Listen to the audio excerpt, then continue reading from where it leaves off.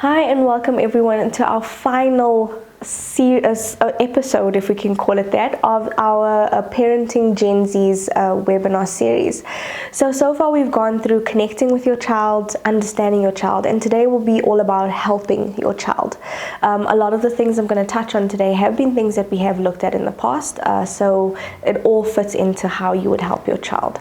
I'm going to start with self-esteem because this is something that I see quite often in terms of the clients that I do see in private practice as well as at schools, where kids would come in with lower self-esteem. Obviously this has quite a significant impact in terms of how they navigate their social spaces, how they make friends, how they understand themselves and the world around them. Okay, so what are some of the signs to know if your child is suffering from low self-esteem? So very people-pleasing behavior, okay? So making sure that I'm doing everything that everyone wants me to do, making sure that everything that I do is right, a perceived way of right in terms of the eyes of others. But this behavior obviously can be very problematic in the long run because it puts a lot of pressure and a lot of anxiety on kids and even adults that suffer from, similar kind of behavior patterns, where always wanting to please the next person and not really worrying about yourself, which I think you can see is quite problematic. Further to that, extreme fear of failure. If you think about it from the lens of people pleasing, if I fail, what are people going to think of me? So with low self-esteem or lower self-esteem, it's obviously very external. People are always worried about what the next person thinks of them, how they're perceived by friends, teachers, family, all of these things. So extreme fear of failure. If I fail, how are people going to perceive me? Are they going to think of me any less in terms of my people-pleasing kind of traits? So as soon as you see things like that, then it's kind of a sign. Negative self-concept. Okay, so when we do move from the external to the internal, we find that people with lower self-esteem have a very negative self-concept. My self-worth isn't that good. People don't really understand, I don't really understand myself well enough to know what I am good at, what I like. So a lot of struggles around that. Now, I'm sure you'd be able to connect the dots here. If I'm struggling to understand who I am and have a negative self-concept of myself, it's going to be harder for me to connect with those around me. And I think we would have touched on how during the adolescent phase, everything is just about connecting with others, establishing friendships, developing your identity. So this can be very problematic for a young person that is going through something like this. Giving up easily. So with this extreme failure, there comes a tendency to, I just can't do this. I don't know what I'm good at. I'm just going to give up when I see that things are not going right. So definitely the major 4 signs of lower self-esteem. So if you are picking up any of those in your kids, it would be useful to kind of have a chat about how to go about self-esteem. So how do you help your child or even yourself if you are struggling with low self-esteem? The first thing is to set realistic expectations. So like I said, a lot of external behaviors. So talking about what's actually real and manageable. Okay, so maybe let's not push for like 97% in maths. Let's just push for what we can achieve this term. And then we can always take it up by 5% in the next term. Okay, so realistic expectations from the external world, so from parents, and then as well as helping the child to understand what these realistic expectations are for themselves as well. Okay, so bringing in this internal locus of control. So instead of worrying about everything around you or the environment around you, rather bringing it inward and saying, what is it that I can actually do by myself? What is it that I am capable of? How do I contribute to the world around me? Normalizing failure. I think this is a pretty hard one for a lot of parents and I think a lot of kids these days to digest, that failure is okay. And what I mean by this is not that we fail the whole year, but that when we do slip up here and there, that it is okay. I think in a previous session I would have said to you guys that it's only through making mistakes that our brains actually grow. So if we aren't making these mistakes and if we aren't, normalizing failure, we are setting unrealistic expectations for kids, or we are allowing them to do that for themselves. So normalizing failure and saying to them, okay, it's okay this time, let's see what we can do to get better next time. With that goes hand in hand of it's okay to make mistakes. I think kids put a lot of pressure on themselves sometimes, or I see this quite often, where they feel like, oh, this is the perception that my parents have of me, or this is how I perceive the situation to be. So not really understanding that it is okay to make certain mistakes, because of what they think is going to be waiting for them at the end of it, the consequence. Like I said, bringing in internal locus of control. So rather than focusing on your external environment, being able to kind of bring it in towards yourself and saying, how can I change the situation? I do have some power, I do have some agency in what it is that I'm doing on a daily basis. And really showing your child that they are able to kind of do that, that they are in control of certain things. Obviously not everything, but where they can, definitely help them to understand this. I think I've said this so many times, and you guys probably thinking I am such a lover of fashion shows because I keep using the word modeling. But there's nothing better that you can do for your child but model the behavior that you want. So when I speak about these things, it's very, very important that as a parent, you are able to model that for your child. So it's okay for me to make a mistake shows my child that it's okay for them to make a mistake. That I, can control certain things in my environment, and I'm not just a product of my environment. So fashion shows all the way, if that's what you guys are going to take it as, but modeling is one of the most important ways of helping your child. Connecting with others. So by this I mean giving them opportunities to actually engage with other people. Obviously I think at this stage of adolescence, play dates are a little bit out of the question in terms of our traditional understanding of it, but giving them spaces where they can interact with, like-minded or similar age groups, to kind of see that, okay, this person is kind of in control, this is how it works in the real world, so that they do understand that this is how things happen. And it's also through modeling from their peers that they do understand this as well. So I think making sure that they have a good friend group is also okay. But then again, if they don't have a good friend group, to kind of navigate that space for them and help them to understand that, okay, there is resilience in you. Even if your friends are doing something that you might not like doing, that you can take an opposite path. And that's what I mean by the internal locus of control.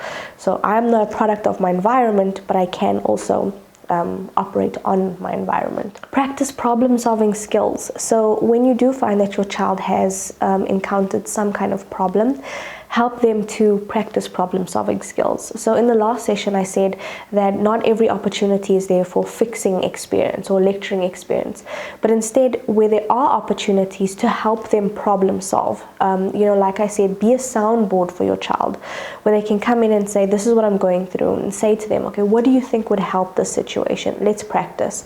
Last year you were in a similar experience with maths. What did you do then? Can you use the same kind of technique now?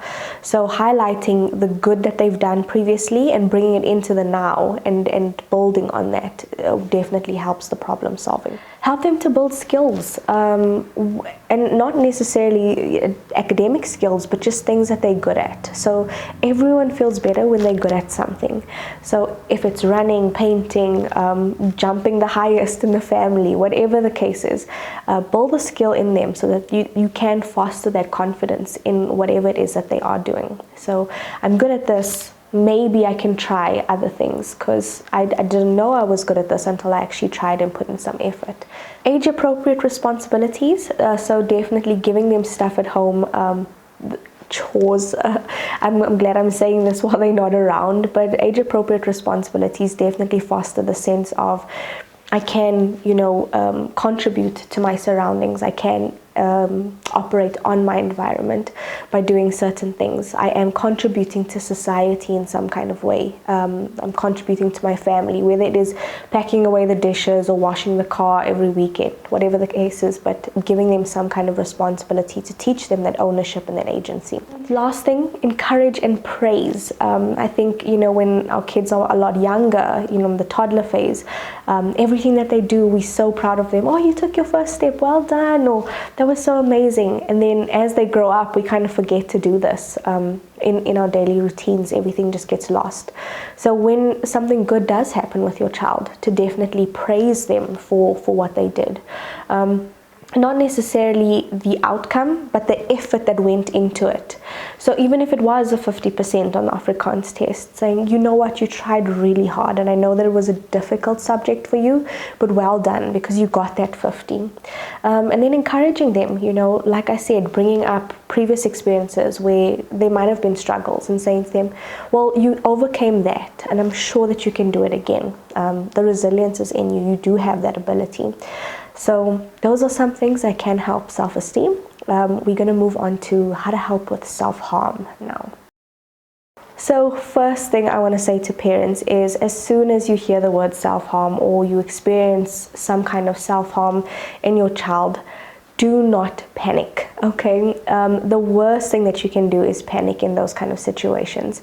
Self-harm is different from suicide. It definitely leads on to suicide, but it does not mean that your child is suicidal. Usually, self-harm is a form of release or relief for children. So when I'm feeling really overwhelmed, when my head is so noisy, when I can't control my environment, what I can control is self-harming. And for a lot of people, this helps them to get some kind of release. It helps regulate in a very overwhelming world or moment. So it's definitely important to understand it as that and not panic and not punish, definitely. Don't panic and don't punish. The two major things.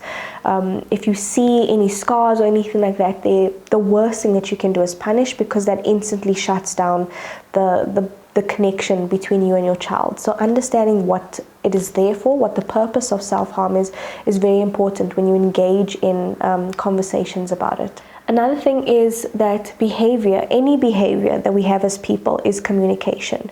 So oftentimes people see self-harm as attention-seeking behavior, but this is not something we ever want to say to the next person. Yes, it could be communicating something. I'm going through a lot right now, or I definitely need help. But it's important to understanding that it's a means of communicating. Sometimes teenagers find it very difficult to communicate with anyone. I think we spoke about how trusting relationships are very difficult for them during this phase. So being able to communicate, whether it is through those scars or those behaviors, is very important for them. So as a parent, to understand it as a means of communication and not to punish and not to panic in those situations. So the type of self-harming behaviors that we do find, I think the most common one is cutting, that parents are very aware of. But we also have burning. We have scratching, so this is like the scratching of the skin on certain areas. Pulling and picking, so whether it's pulling out hair, picking at skin, picking at certain body parts. Banging is another one, so whether it's head banging or banging certain body parts against certain things until it gets to a point where it's very painful. And then obviously engaging in risky behaviors, and I think this is one that's often overlooked. Self-harm could be engaging in substances or promiscuity, alcohol abuse, whatever the case is, but any risky behaviors that are not really age appropriate, definitely not necessarily age appropriate, but also societally acceptable during a certain phase in a certain intensity and frequency, would definitely be considered self-harm. So just reflecting on that, it's not always just on the arms. You would find it on the thighs and on the stomach as well. Usually those areas are much easier to cover up and hide. So if you do suspect that your child is going through something, I think I said in the last session, just pop into the room one day while they're getting dressed to see if there is anything going on. But usually you'd find behaviors like this, pulling down the sleeves, trying to hide that, or wearing a jersey when it's like really hot, or like long sleeve tops or hoodies or anything like that, would be, signs of behaviors. But sometimes it's much more overt, where there will be, scars of cuts, and kids are just open to showing it, because like I said, this behavior is a form of communication. So how do you actually engage or help when your child is self-harming? the most important thing that you can do is discuss it with them. And I think here a lot of parents get a little scared to discuss certain topics, self-harm, sex, suicide, drugs, because there's this kind of preconceived idea that if I talk about this with my child, that I'm kind of giving them the information. Trust me, your child probably knows about it way before you do. The kids know a lot these days. They have information at their fingertips. So if anything, you discussing it with them is opening the door to show them that they can discuss it with you as well. Nothing better than being prepared for a conversation like that by you starting it, then waiting till it's too late and then trying to intervene.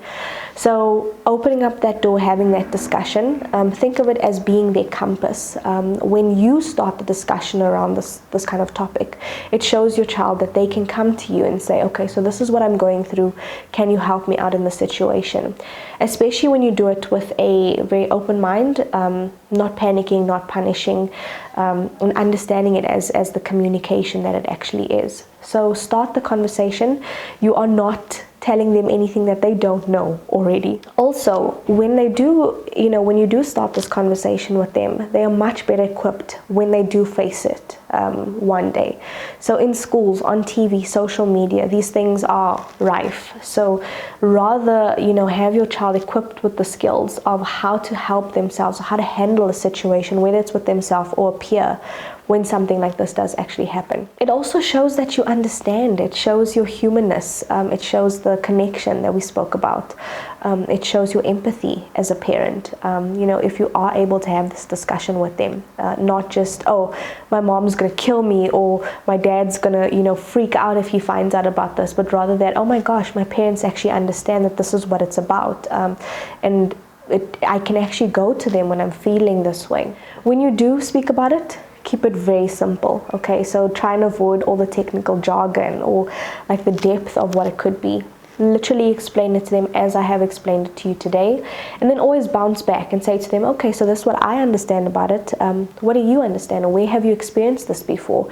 That's also kind of assessing the situation to see how much they know about it and what kind of level of risk you would possibly be dealing with should they, or if they are engaging with something like self-harm. And if they do ask questions, explain. But like I said, just keep it simple. So if they say to you, okay, so cutting, let's talk about that. Why do people do that, or what kind of stuff do they use to cut?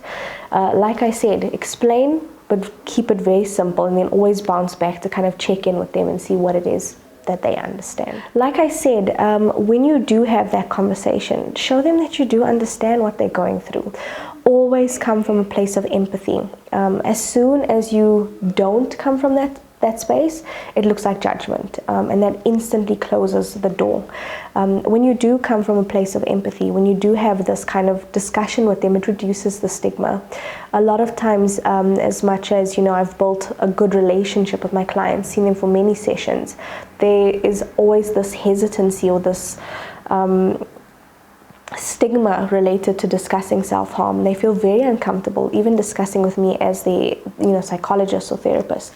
So help them to kind of reduce the stigma, to break it down, to say to them, okay, this is what it is, and it's okay if you're going through this. We're going to get you help. We're going to see how we can fix this for you. The 3 don'ts of this: don't panic if you see anything like this, don't punish, and don't ignore it, okay? Like I said, self-harm is not suicide, but it can lead to suicide. So if you do see something like this, please intervene, whether it is through the discussion that you are having with them, or saying to them, let's see what kind of help we can get you. Do we need to get you a psychologist? Do you want to go see a counselor? Or is there someone that you feel comfortable talking to? But as long as they know that they do have that space to get the help that they need, it is very, very important. Further to just having the discussion with them, it's quite important to help your child and help yourself also understand the triggers of self-harm. So is it that, when I become extremely overwhelmed? Is it before a test? Is it in terms of relationships that I feel triggered? So when you understand these triggers, you can kind of know or anticipate when such behavior might happen. So helping your child understand what their triggers are, and also understanding it for yourself, so that when certain things get rocky, so whether it's a breakup or whether there's exams coming up, that you are able to kind of say to them, okay, we know that this is a particularly stressful time for you, or a time with lots of emotions and feelings of being overwhelmed, so let's see how we can kind of jump on this before anything does happen.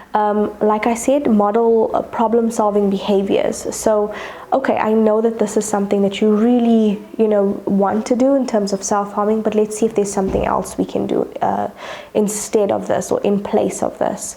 And this is where the modeling becomes very, very important again. So the detours, always, try and engage. If it is that you are kind of trying to distract, like I just spoke about in terms of, the self-harming behaviors, engage in very high octane activities. So this is like very, very energetic kind of stuff. So jumping, running, just doing something with a lot of exercise to get the endorphins up in the body. So if you know that it's coming to that time that's very triggering for them, have a little box of stuff that makes you feel good. Whether it is some jelly beans, a journal, something soft that they like, something that reminds them of a good time in their life, but have it in an accessible place where they know that they can access it if they do need to, or that you can access it and give it to them and say, listen, I know that this is a stressful time, here's your little care box that you can use during this time. Forgive slips. We can't expect anyone to just stop self-harming cold turkey. It's essentially like an addiction. You have to wean yourself off it slowly and at your own pace. So if your child does slip up, forgive that. Like I said, don't punish, don't panic, and don't ignore it, but also forgive it and say, you know what, you've been working so hard, it's been a week without any self-harming behaviors. I know that this was really, really stressful for you, but let's go back to our action plan and see how we can help you get through today. So suicide, another big one. So like I said, sometimes self-harm can lead up to suicide, but sometimes suicide is something that happens just on its own.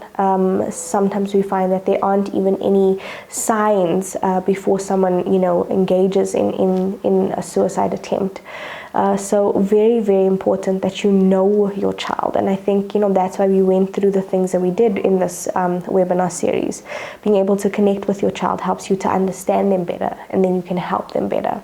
So with something like suicide, if it is leading off self-harm, you know the triggers. When you talk about self-harm, when you have these discussions about suicide, you can kind of assess the risk. If you know that your child is prone to certain types of behaviors, to make the home a safe space that doesn't have accessibility to such things. A client once said to me that, she'll be washing the dishes, and every time she sees the knife, it's a trigger for her. So obviously in that kind of situation, you'd have to know that that is a trigger for your child, but then don't let her wash the dishes. Maybe let her do the laundry instead, in terms of the age-appropriate tasks that we spoke about earlier.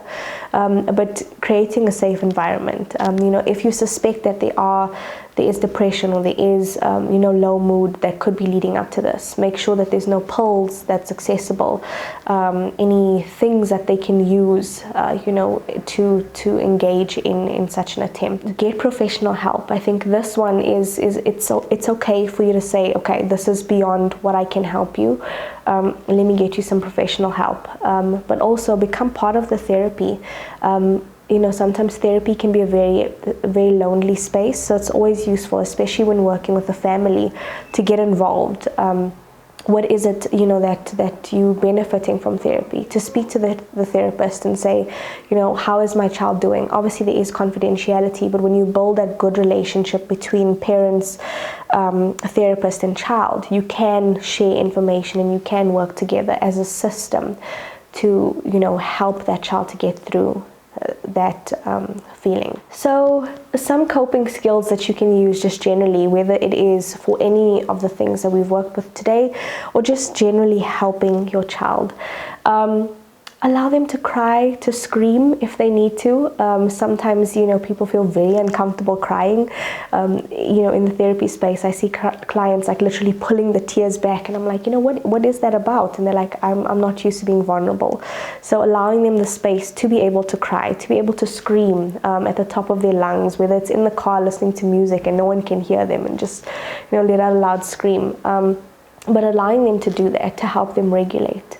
Breathing is also fantastic. So this is like your more mindful breathing, not the automatic breathing that we do on a daily basis, but like being regulatory breathing. And if you have Netflix, not trying to advertise, but they have a fantastic program called Headspace, which is interactive, that you can work, go through as a family, where you literally sit and they say to you, what is it that you'd like to achieve today? You can go through the breathing, the meditation. So always fantastic to try do that. Allow them to break something. I know it sounds outrageous, but there's literally this new concept called rage rooms, where you literally go there for a certain amount of time and you just break whatever's in there. So have old TVs, tables, and you just have this bat and you just break stuff. So if they need to do something like that, allow them to do that, or take some junk out in the yard and just allow them to like smash it, just to release some of that built up anger, frustration, feelings of being overwhelmed, whatever the case is. In certain situations, allow them to call a loved one. Like I said, have that emergency care kit. Have a person that they can call, whether it's a family member or friend or any significant other. Maybe have their favorite food. I know it always makes me feel better, but when you are feeling a little bit low, to have something that is going to pick you up very quickly, and that's usually ice cream or chocolate brownies, but allow them to have their favorite food, if they are feeling a little bit down. Taking a nice relaxing bath might not be for everyone, but it also helps regulate the body, the nervous system quite well in terms of the feeling of being in the bath. Play a game, if they are gamers, allow them to get on the PlayStation, the Xbox, on their phone and play something, just to kind of help them distract or move away from that stimulus that they're feeling so strong in that moment. Being outside in nature is one of the best things you can do for yourself, and I think we all saw this during lockdown, where everyone went hiking. Once we eventually got the chance to like get away, the one thing everyone did was to go into nature. So be outside, take your shoes off, literally let your feet feel the grass. It's called earthing if you want to look it up a little bit more, but to help yourself regulate through that. If you don't have a psychologist, or if you don't have someone that you can talk to, allow them to literally put their feelings on a piece of paper. It's literally just getting it out of your system, so it's always extremely useful. But then, as a parent, try not to read the journal, which I know is a little bit difficult, but also allow them to have some personal space as well. Color or draw, for a lot of people it's quite useful. Things like exercise as well. And then another one that's quite interesting is the rubber band technique, where you literally just have a rubber band on your wrist, and if you are feeling a little overwhelmed, you just snap it, or like pull it, and let it go. So that snapping movement kind of helps regulate the body a little bit. But you know what, as a parent, the best way that you can help your child is to have that open relationship, to talk to them, to get to know them better. In terms of the coping mechanisms, find out what works for them, find out what works for you, for your schedule, for your budget. Put these things together and, work as a team. Everything needs to be done and considered as a system, especially when you're working with kids. So look after yourself so you can look after them. I think that's always the take-home message. But always understand that there's a reason behind everyone's behavior. And try and stay calm. Remember the 3 don'ts. Don't panic, don't punish, and don't ignore. Okay, I hope this was helpful. And yeah, if you do have any questions, you're welcome to send them through to me. Always happy to connect and engage with you guys. Cheers.